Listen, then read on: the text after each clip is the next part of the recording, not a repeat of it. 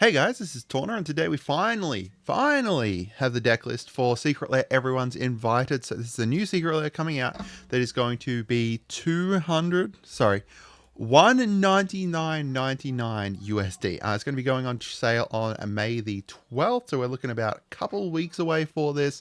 And this deck list is very interesting. I kind of like it because I think it's a very interesting gimmick for it. Some of the creatures I'm a little bit about, but I think that it looks like it could be a very interesting deck to play and to play against. I know that there's 100% one cut that I'd be making straight away because I do not like this card, no matter what. But yeah, so let's get into it.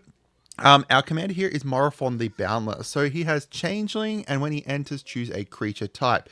Spells of the chosen type you cast are going to cost red, green, blue, black. Did I miss one there? Less to cast, one of each color. And this effect reduces only the amount of colored mana you pay. Other creatures you control of the chosen type get +1/+1.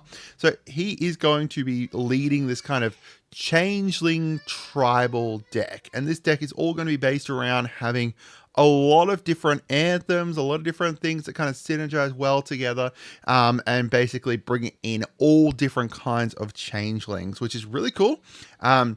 Literally right before this was announced, I was like, this would be a very interesting idea for a deck, and then they announced it. So yeah, I'm pretty happy with this. It just looks like it's going to be really awesome. I am going to go through the deck list and kind of point out cards that I like in the deck, points cards that I don't like in the deck. It's all up to you guys if you guys like it or not to fork out $200 US. Let's do the quick maths there. 311 Australian dollars. Yeah, no, I'm not getting this because that's just ridiculous pricing. But it has got some really cool art, some really cool reprints, and some really interesting kind of stuff throughout it. So going through, let's go start with the artifacts here. We've got, classic Sol Ring, new art on that, and new art on Maskwood Nexus and Coat of Arms. Coat of Arms is the card that I was saying that I would probably cut because it's just so much to keep track of, right? Like, you've just got to keep track of so many different creatures and creature types and everything like that, especially when you do have a deck like this, which is built around having so many different creature types, even just having Changeling, which just becomes, a Changeling is out now. It's power and toughness are equal to everyone else's creatures, but it's not even tracking your stuff, it's tracking everyone else's stuff because this is affecting everyone. I don't know, I think I'd prefer like a Banner of Kinship or something like that to this, but either way, this is in here.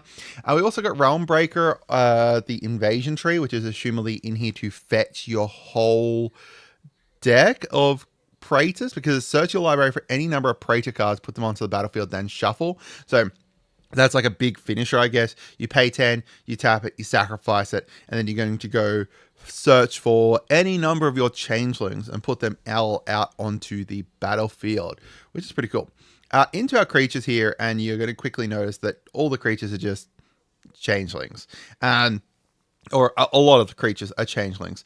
So, we've got like Moth Dust Changeling, Universal Automaton here, Ambioed Changeling. And then there's other things in here that aren't changelings, like the Cloud Shredder Sliver. So that's going to give flying and haste. Yep, that's good. And then we've got Gemhide Sliver. So there's two slivers in here for some reason. We've got another changeling there, another one there. Harabaz Druid, which taps for mana based off the number of allies you control. Obviously, all your changelings are going to be allies too. We've got Magda Brazen Outlaw, which is interesting because now it's whenever any of your changelings become tapped, you're going to create a treasure and then sacrifice 5 treasures to search for an artifact or dragon. All your changelings are all your changelings are dragons as well, so you can do that. Another mana dork, another sliver in here. So there's 3 slivers in here so far. More kind of changelings there.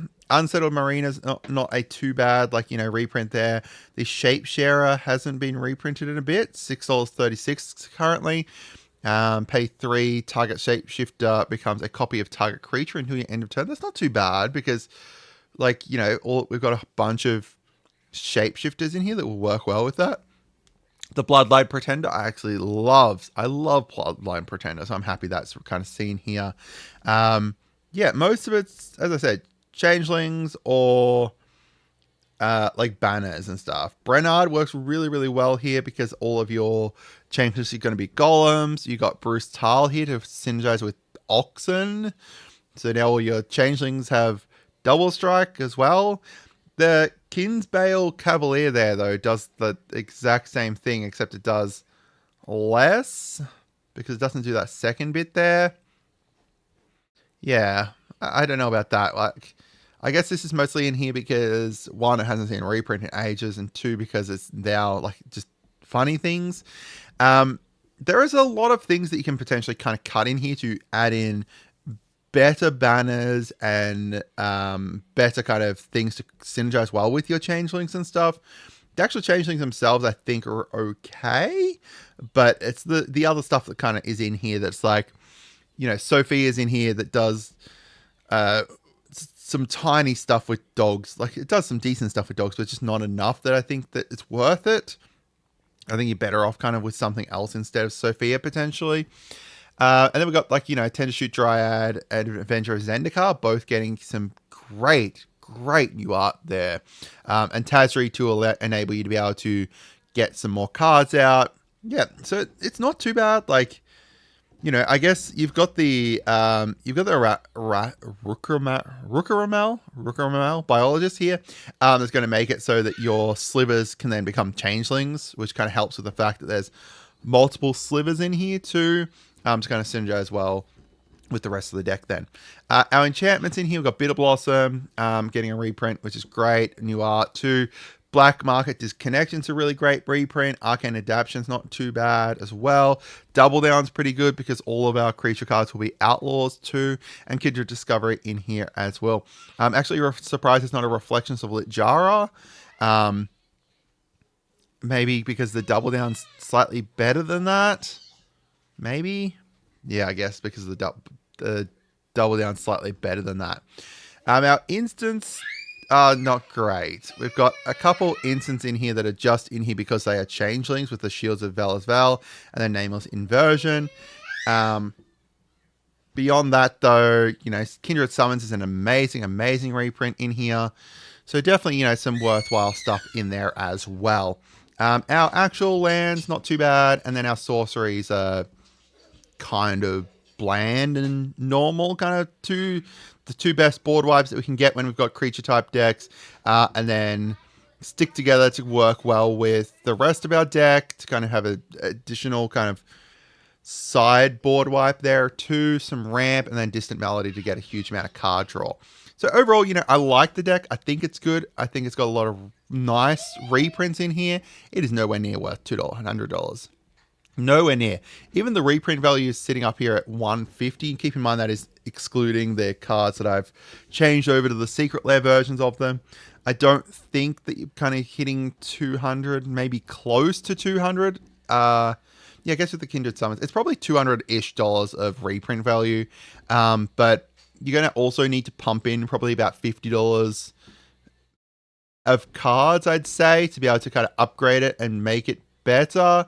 Yeah, I think that overall, you know, decent deck, good deck, and can use some touch-ups. Not worth $200 unless you love the art. If you love the art, definitely, and keep in mind that like stuff like the art from the previous 20 Ways to Win has gone up a huge amount. Like, I think over here in Australia, the what is it? Revel in Riches is like $80 or something like that.